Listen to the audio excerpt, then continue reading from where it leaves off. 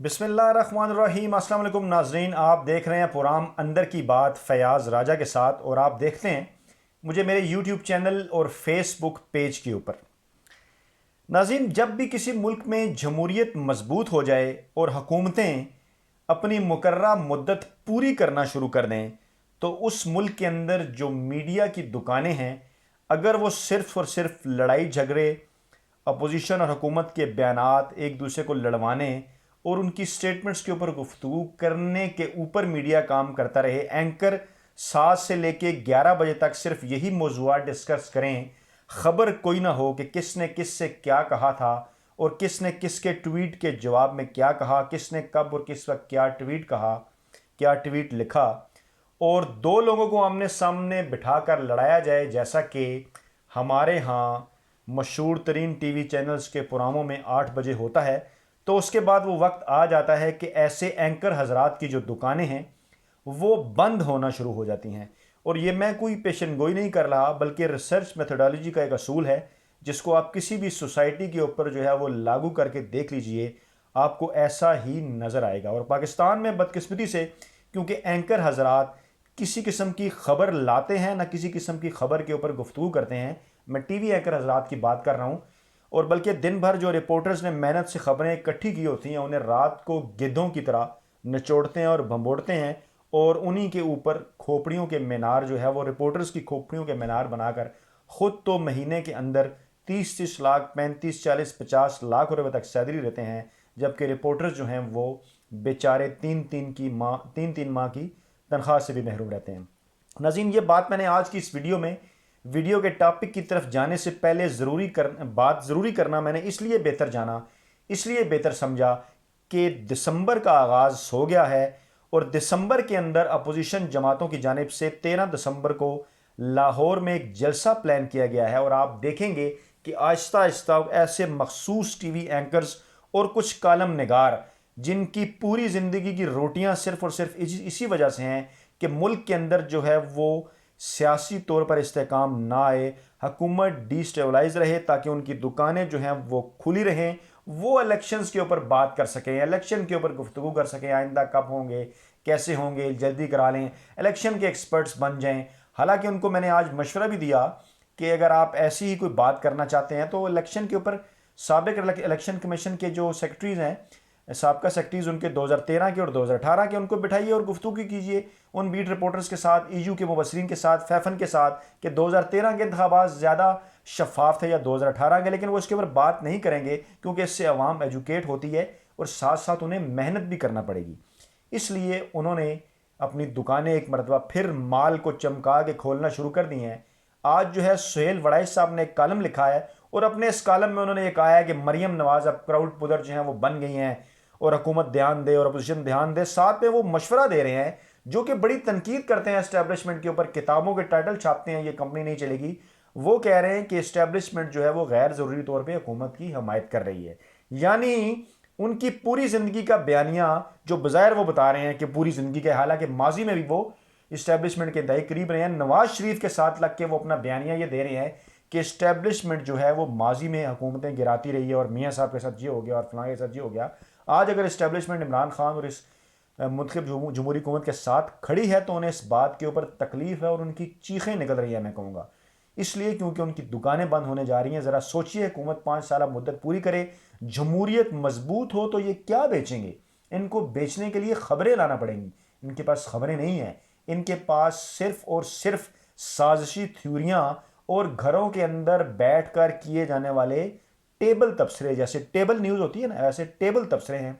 इसके अलावा इनके पास कुछ नहीं है। तो मौसूफ ने आज अपने इस कालम में फरमाया कि मरियम नवाज क्राउड पुदर बन गई हैं, मुल्तान का जलसा पता नहीं कोई कामयाब हो गया है, और उसके बाद जो है वो अब लाहौर की तरफ नजरें हैं। और साथ उन्होंने ये तजवीज़ भी दी कि ये बात भी की जानी चाहिए कि मुद्दत हुकूमत की जो है वो कम करके 4 साल की जाए। उन्हें नज़र आ रहा है कि इमरान खान जो है वो ये इंशाअल्लाह ताला पहले पाकिस्तान के वज़ीर आज़म होंगे जो अपनी आइनी मुद्दत पूरी करेंगे। अगर मार्च के इलेक्शन तक स्मूथली हम पहुंच जाते हैं, ये सब उसी के लिए शोर है, उन्हें नज़र आ रहा है। इसलिए अब आप कुछ अरसे तक देखेंगे हामिद मीर साहब के ट्वीट्स, उनकी तरफ से कालम, और फिर इसी कबील के जो दूसरे लोग हैं जो ये कहते हैं कि उनकी दुकानें खुली रहें, सियासी अदम इस्तेकाम रहे, उन्हें मेहनत ना करनी पड़े, उन्हें सोशल इशूज़ के ऊपर काम ना करना पड़े, उन्हें ग्राउंड के अंदर जाके रिपोर्टिंग ना करनी पड़े, उन्हें खुद से खबरें ना ढूंढनी पड़े, सिर्फ 2-3 लोगों को बिठाएं, उनकी लड़ाई करवा दें, अपोजिशन ने यह कहा, हुकूमत ने यह कहा, इनकी दुकानें खुली रहें, 4 दिन वो एंकर बन जाएं और फिर अगले 2 दिन वो दूसरे एंकर के पास सीनियर तजिया निगार के तौर पे बैठ जाएं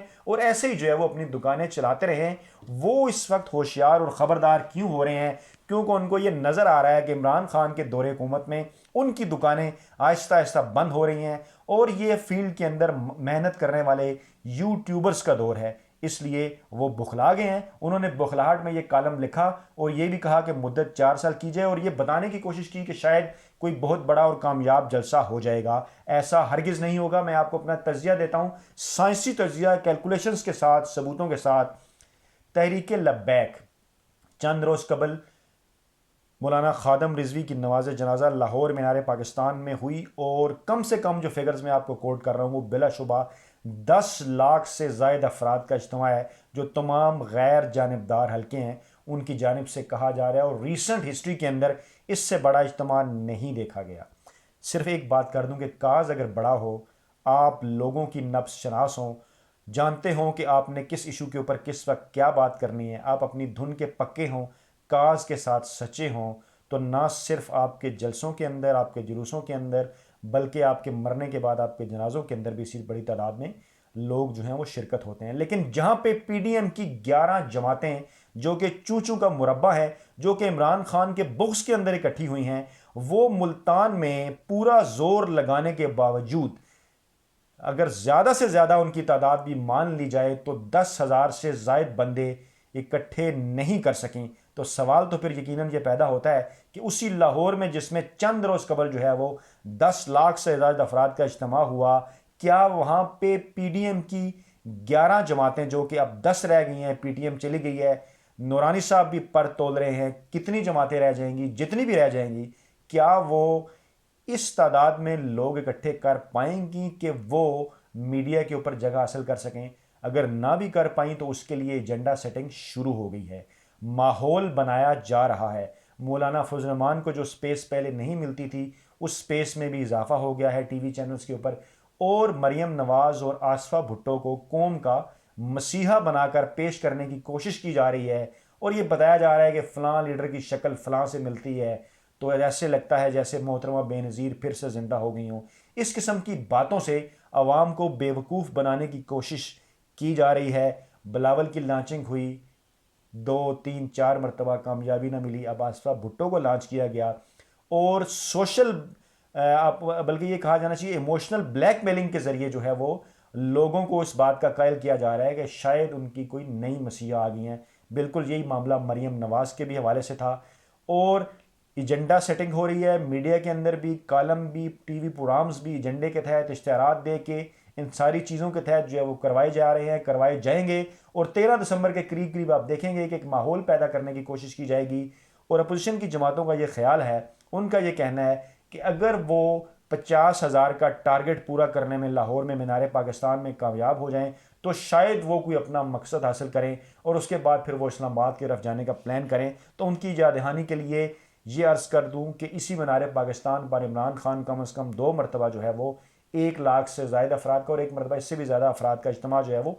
और ख़ासतौर पर 30 अक्टूबर 2011 का जो इज्तिमा था वो तो लाखों की तादाद में लोग थे। एक बाज़ लोगों का ये भी कहना था कि 5 लाख से ज़ायद थे। और इसके साथ साथ लाहौर में अड्डा प्लाट में भी इमरान खान एक बड़ा जलसा कर चुके हैं, सिर्फ पाकिस्तान तहरीक इंसाफ। तो सिर्फ बड़े जलसे जुलूसों के बावजूद, इतने बड़े जलसे करने के बावजूद उन्होंने मोटिवेट तो किया लेकिन हुकूमत वो भी नहीं गिरा पाए थे। तो देखना यह है कि क्या अपोजिशन जमातें अपनी किसी किस्म की साजिश में कामयाब होगी, जो कि बज़ाहिर नज़र नहीं आ रहा। और तमाम तरह एजेंडा सेटिंग सहाफ़ियों की जानिब से इस किस्म के कालम लिखे जाने के बावजूद और प्रोग्राम किए जाने के बावजूद इमरान खान की हुकूमत इंशाल्लाह स्मूथली मार्च में सेनेट के इलेक्शन तक पहुँचेगी और इसके बाद इंशाल्लाह ताला अपने 5 साल, ये मैं इसलिए बार बार कह रहा हूँ इंशाल्लाह, क्योंकि पाकिस्तान में जितनी जमहूरियत मजबूत होगी, जितनी मुंतखब हुकूमतें अपनी मुद्दत पूरी करेंगी, उतनी ही पाकिस्तान में सियासी इस्तेहकाम आएगा और पाकिस्तान के मुआशी हालात भी बेहतर होंगे। नाज़रीन, ये थी आज की वीडियो के अंदर आपको अंदर की बताई जाने वाली तमाम तर तफसीलात। नई वीडियो के साथ आपकी खिदमत में जल्द हाजिर होंगे। अपना बहुत ख्याल रखिएगा।